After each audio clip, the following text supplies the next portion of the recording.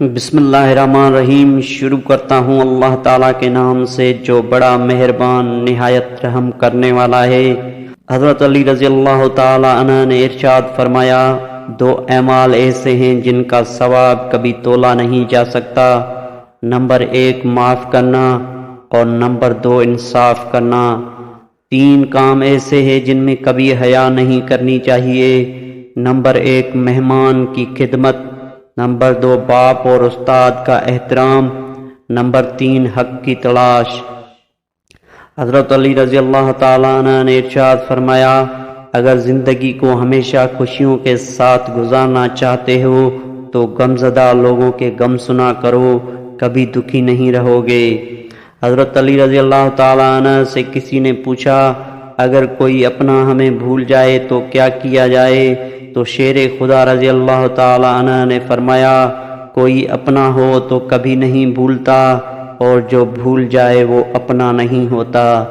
3 چیزیں ایسی ہیں جن سے محبت پروان چڑھتی ہے، نمبر 1 دینداری، نمبر 2 تواضع، نمبر 3 سخاوت۔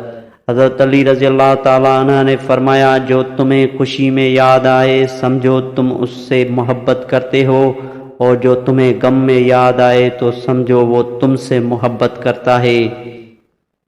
حضرت علی رضی اللہ تعالیٰ عنہ نے فرمایا، ہمیشہ اس انسان کی بہت عزت کرو جو آپ کو ناپسند ہو، کیونکہ ہو سکتا ہے کہ آپ کی عزت کرنے سے اس کا کردار بدل جائے۔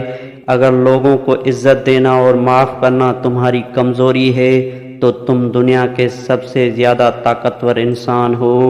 اللہ نے یقین اور اطمینان میں سکون اور خوشی رکھی ہے، جو بے یقینی اور بے اطمینانی کا شکار ہوگا وہ دکھ اور غمزدہ ہوگا۔ حضرت علی رضی اللہ تعالیٰ عنہ نے ارشاد فرمایا، جب دکھ بڑھ جائے تو کہو، اللہ کے سوا کوئی طاقت نہیں جو بچا سکے، شہد کے سوا ہر میٹھی چیز میں زہر ہے، اور زہر کے سوا ہر کڑوی چیز میں شفا ہے۔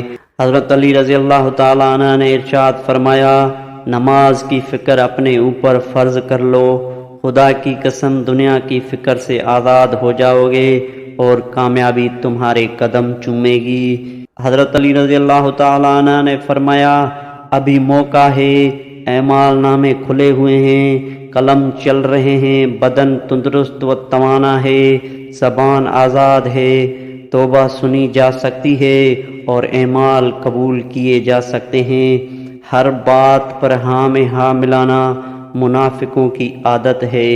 دوستو، ویڈیو پوری دیکھنے کا بہت بہت شکریہ۔ اللہ حافظ۔